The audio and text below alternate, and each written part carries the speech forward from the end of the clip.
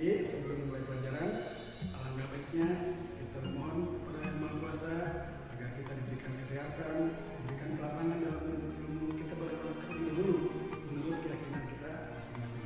Berdoa mulai.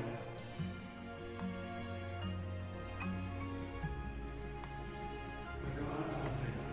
Nah, anak-anak sekalian, kalau minggu yang lalu Bapak sudah menjelaskan tentang penerapan Pancasila dari masa ke masa, baik itu masa awal perang kemerdekaan, masa Orde Lama, demokrasi terpimpin, masa Orde Baru, kemudian masa reformasi. Hari ini, insya Allah kita akan bersama-sama membahas tentang nilai-nilai Pancasila sesuai dengan perkembangan zaman. Harapan Bapak setelah pertemuan ini nanti kalian mendapatkan pemahaman yang baru tentang ideologi Pancasila, tentang bagaimana penerapan Pancasila dalam berbagai bidang kehidupan. Namun agar kalian lebih bersemangat lagi seperti kemarin, sebelum memulai pelajaran kita bernyanyi dulu bersama-sama. Oke, kalian berdiri semuanya. Kita bersama-sama menyanyikan lagu Garuda Pancasila. 1, 2, 3.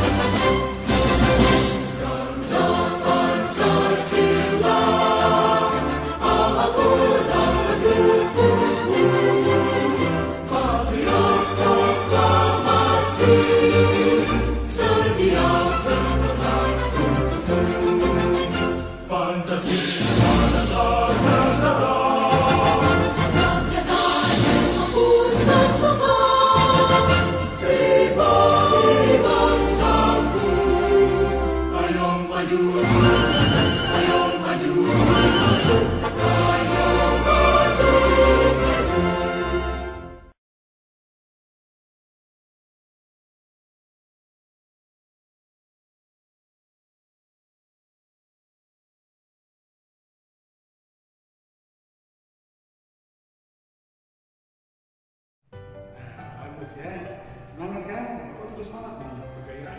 Setelah kita menyanyikan lagu Garuda Pancasila, sekarang mari kita mulai pembahasan tentang nilai-nilai Pancasila sesuai dengan perkembangan zaman. Silakan saksikan tayangan berikut ini.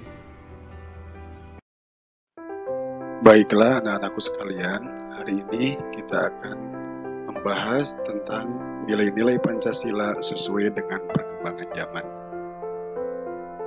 Dengan diterimanya Pancasila sebagai dasar negara dan pandangan hidup bangsa, tentu saja hal ini membawa konsekuensi bagi kita semua bahwa nilai-nilai Pancasila itu harus dijadikan landasan pokok, landasan fundamental bagi penyelenggaraan negara kesatuan Republik Indonesia. Nilai dasar Pancasila adalah nilai ketuhanan, nilai kemanusiaan, nilai persatuan, nilai kerakyatan, dan nilai keadilan. Nilai-nilai dasar Pancasila tersebut dapat menyesuaikan diri dari masa ke masa atau sesuai dengan perkembangan zaman. Mengapa demikian? Karena Pancasila merupakan ideologi yang terbuka. Tahukah kalian apa yang dimaksud dengan ideologi terbuka? Nah, sebelum kita membahas tentang ideologi terbuka, terlebih dahulu kalian harus memahami apa itu ideologi. Jika dilihat dari asal katanya, ideologi itu dibangun dari dua kata, yaitu ide atau idea dan logos. Ide itu artinya gagasan dan logos itu artinya ilmu. Di dalam buku paket yang kalian pegang juga banyak sekali pengertian-pengertian tentang ideologi. Ada dari Pak Suryanto, Pak Mubianto, Pak Padmo, dan lain-lain. Di sini Bapak akan membahas satu saja, yaitu menurut Kamus Besar Bahasa Indonesia, di mana di sana ideologi diartikan sebagai kumpulan konsep bersistem yang asas pendapat yang memberikan arah dan tujuan untuk kelangsungan hidup. Atau bisa juga dikatakan ideologi itu adalah cara berpikir seseorang atau sekelompok orang. Kemudian Pancasila dikatakan sebagai ideologi terbuka. Kenapa demikian? Karena ideologi tersebut atau ideologi Pancasila bersifat terbuka dengan senantiasa mendorong terjadinya perkembangan pemikiran baru tentang ideologi. Artinya, Pancasila siap menerima, siap menyesuaikan diri dengan tantangan, dengan kehidupan, dengan zaman, tanpa harus kehilangan jati dirinya. Itu artinya Pancasila adalah ideologi terbuka. Nah, sekalian, tadi saya sampaikan bahwa Pancasila adalah merupakan ideologi terbuka. Ciri khas dari sebuah ideologi yang dinyatakan terbuka antara lain adalah bahwa nilai-nilai dan cita-citanya tidak dipaksakan dari luar, melainkan digali dan diambil dari kekayaan rohani moral dan budaya masyarakat itu sendiri. Jadi Pancasila ini merupakan kristalisasi nilai-nilai budaya yang ada pada bangsa Indonesia yang diyakini kebenarannya, sehingga menimbulkan tekad dari bangsa kita untuk tetap mempertahankannya. Yang dasarnya adalah Pancasila itu merupakan konsensus masyarakat. Para panding pader atau para pendiri negara kita sepakat bahwa titik temu dari kelompok-kelompok yang berbeda itu ada dalam satu rumusan yang bernama Pancasila, sehingga pada tahun 1945 kita sepakat Pancasila dijadikan sebagai dasar negara.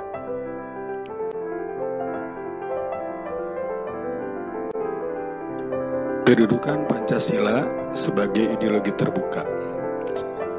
Pancasila berakar pada pandangan hidup bangsa dan falsafah bangsa, sehingga memenuhi prasyarat atau persyaratan menjadi sebuah ideologi yang terbuka. Seperti yang sudah Bapak sampaikan tadi, bahwa Pancasila itu berasal dari nilai-nilai budaya bangsa sendiri, berasal dari konsensus, bukan dipaksakan oleh negara atau dari luar. Kemudian, keterbukaan Pancasila mengandung pengertian bahwa Pancasila senantiasa mampu berinteraksi secara dinamis, mampu menyesuaikan diri dengan keadaan. Dan yang berikutnya, nilai-nilai Pancasila tidak berubah, namun pelaksanaannya disesuaikan dengan kebutuhan dan tantangan yang nyata yang kita hadapi dalam setiap kurun waktu. Misalnya sekarang zaman milenium, revolusi industri keempat atau 4.0, Pancasila tidak usang. Nilai-nilai ketuhanan, nilai-nilai kemanusiaan, persatuan, dan lain-lain masih sesuai dengan keadaan zaman sekarang. Jadi, disinilah bukti bahwa Pancasila merupakan sebuah ideologi yang terbuka. Berdasarkan uraian di atas, keterbukaan ideologi Pancasila mengandung beberapa nilai, antara lain sebagai berikut. Yang pertama adalah nilai dasar. Apa yang dimaksud dengan nilai dasar? Yaitu hakikat kelima sila dari Pancasila itu merupakan nilai-nilai pokok atau nilai-nilai dasar yang bersifat universal. Artinya kebenarannya tidak hanya berlaku atau tidak hanya diakui oleh bangsa kita, tapi pada umumnya bangsa-bangsa lain pun di dunia mengakui tentang kebenaran dari kelima sila yang ada dalam Pancasila tersebut, sehingga di dalamnya terkandung cita-cita, tujuan, serta nilai-nilai yang baik dan benar. Nilai-nilai dasar ini bersifat tetap dan melekat pada kelangsungan pada negara. Yang kedua adalah nilai instrumental. Seperti instrumental itu artinya kan alat ya. Jadi merupakan penjabaran lebih lanjut dari nilai-nilai dasar. Kalau nilai dasar itu hanya merupakan gagasannya aja, dasarnya aja atau pokoknya aja, maka dijabarkan dalam bentuk alat atau instrumen yang berupa program, yang berupa rencana pembangunan ya, yang dapat disesuaikan dengan situasi dan kondisi, disesuaikan dengan perkembangan zaman, dan disesuaikan dengan aspirasi atau kehendak dan keinginan yang tumbuh dan berkembang pada masyarakat dan bangsa Indonesia. Nah, yang ketiga adalah nilai praktis. Apa itu nilai praktis? Nilai praktis itu artinya adalah prakteknya atau realisasinya dari apa yang digagas, kemudian apa yang diprogramkan, nilai-nilai dasar kemudian diprogramkan dalam nilai instrumental, maka dipraktekkan dalam kehidupan sehari-hari, dipraktekkan dalam kehidupan nyata, disebut nilai praktis. Dengan kata lain, nilai praktis itu adalah merupakan pengamalan dari nilai-nilai luhur yang ada dalam Pancasila itu diamalkan atau diterapkan dalam kehidupan sehari-hari, baik dalam kehidupan bermasyarakat, berbangsa, dan bernegara. Anak-anak sekalian, Pancasila sebagai ideologi terbuka di sini memiliki 3 dimensi. Ya. Yang pertama adalah dimensi idealisme.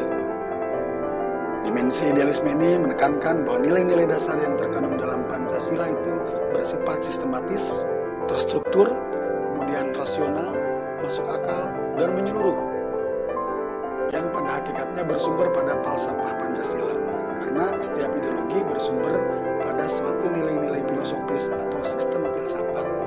Pancasila adalah merupakan sistem filsafat negara kita, ya, berasal dari idealisme negara.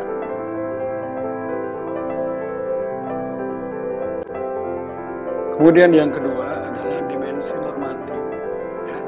Dimensi normatif itu adalah dimensi yang mengandung pengertian bahwa nilai-nilai yang terkandung dalam Pancasila perlu dijabarkan dalam suatu sistem norma atau aturan sebagaimana terkandung dalam norma-norma keagamaan, kesusilaan, dan lain-lain. Jadi ada peraturan hukum, peraturan moral, peraturan tata krama, dan lain-lain. Itu semuanya bersumber kepada Pancasila. Jadi Pancasila adalah merupakan sebuah norma dasar. Kemudian yang ketiga, dimensi realitas. Artinya Pancasila mengandung makna bahwa suatu ideologi harus mampu mencerminkan realitas, harus mampu mencerminkan kenyataan dalam kehidupan yang berkembang dalam masyarakat sesuai dengan perkembangan zaman. Selanjutnya, anak-anakku sekalian, adalah perwujudan nilai-nilai Pancasila dalam berbagai bidang kehidupan. Yang pertama, perwujudan nilai-nilai Pancasila dalam bidang politik. Dalam bidang politik ini mungkin yang paling bisa kita lihat adalah terselenggaranya sebuah pemilihan umum, ya. Pemilihan umum yang berasaskan luber dan jurdil, baik itu pemilu presiden, pemilu legislatif, pemilu kepala daerah atau pilkada, baik itu daerah provinsi maupun daerah. Apa itu luber dan jurdil? Yaitu langsung, artinya pemilih itu langsung, tidak mewakilkan, langsung datang ke bilik suara. Kemudian umum, berlaku untuk seluruh warga negara Republik Indonesia yang sudah memenuhi syarat, ya. Kemudian bebas. Bebas itu artinya setiap warga negara bebas memilih apa yang hendak dia pilih, mau disampaikan kepada siapa aspirasinya, tidak ada paksaan. Kemudian rahasia, artinya hanya pemilih yang tahu apa yang dia pilih. Jujur dan adil, pemilihan umum berlangsung dengan jujur tanpa adanya kecurangan, dan adil artinya penyelenggara pemilu tidak berpihak kepada salah satu kontestan, ya, semuanya mendapat perlakuan yang sama. Itu asas keadilan.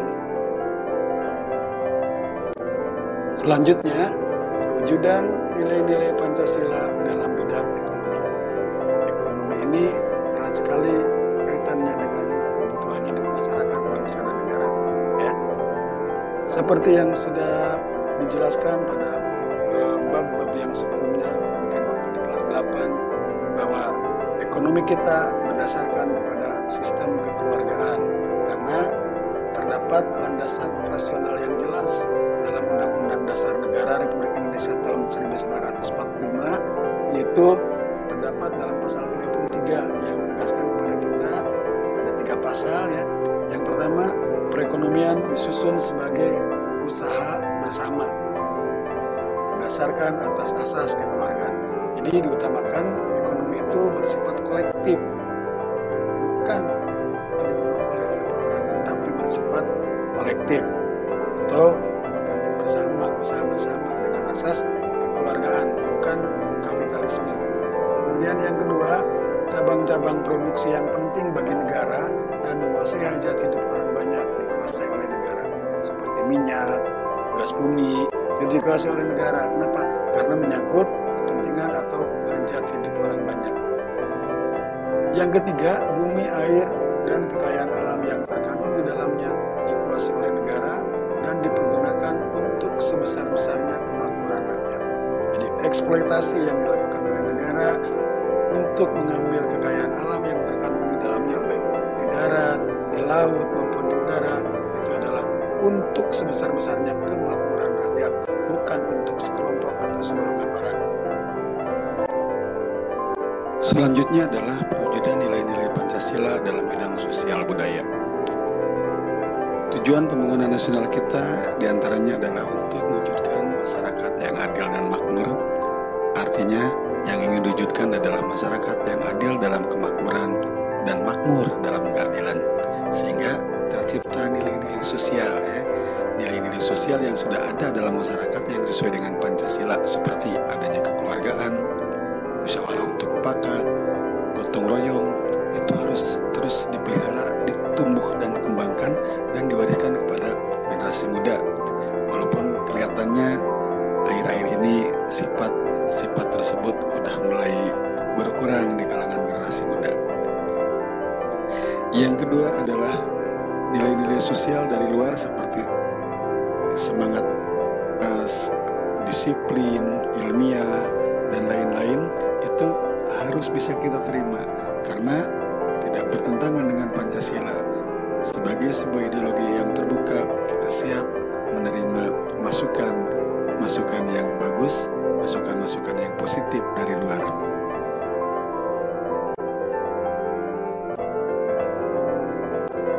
Nah, selanjutnya perwujudan nilai-nilai Pancasila dalam bidang pertahanan dan keamanan. Yang pertama, pembangunan di bidang pertahanan dan keamanan secara tegas dinyatakan dalam Undang-Undang Dasar Pasal 27 Ayat 3 yang menegaskan bahwa pembelaan negara adalah merupakan hak dan kewajiban setiap warga negara. Jadi, setiap warga negara berhak dan wajib untuk ikut serta membela negara. Demikian pula dalam pasal 30 dijelaskan juga bahwa setiap warga negara berhak dan wajib ikut serta dalam pertahanan dan keamanan negara. Jadi kalau yang pasal 27 itu adalah pembelaan negara, kemudian pasal 30 adalah pertahanan dan keamanan negara yang dilakukan melalui sistem pertahanan keamanan rakyat semesta atau biasa disingkat SIS-HANKAM-RATA. Nah, sebagai bentuk perwujudan dari sistem HANKAM-RATA tadi atau SIS-HANKAM-RATA, artinya berdasarkan pasal 27 dan pasal 30 Undang-Undang Dasar Negara Republik Indonesia tahun 1945, setiap warga negara wajib untuk berpartisipasi baik dalam usaha pembelaan maupun pertahanan negara. Bentuk-bentuk partisipasi warga negara dalam usaha pembelaan dan pertahanan negara itu banyak sekali anak-anak sekalian. Di antaranya dalam pembelaan negara ada sistem ronda malam itu untuk menjaga keamanan, siskamling ya, sistem keamanan lingkungan. Mungkin kalian suka melihat beberapa kalian setiap malam Minggu atau malam Jumat atau malam Senin bagian jatah ronda. Ini dalam bentuk dalam pengejauhan tahan sebagai bentuk partisipasi warga negara dalam usaha pembelaan negara. Kemudian di beberapa daerah juga ada istilah-istilah lain, ada lembaga-lembaga masyarakat atau lembaga adat yang tugasnya untuk menjaga lingkungan masyarakat, seperti ada pecalang di Bali, atau di setiap daerah kan ada Hansip untuk pertahanan sipil. Kemudian ada Wandra perlawanan rakyat, ada Kamra itu adalah merupakan bentuk partisipasi masyarakat dalam upaya pertahanan negara kesatuan Republik Indonesia.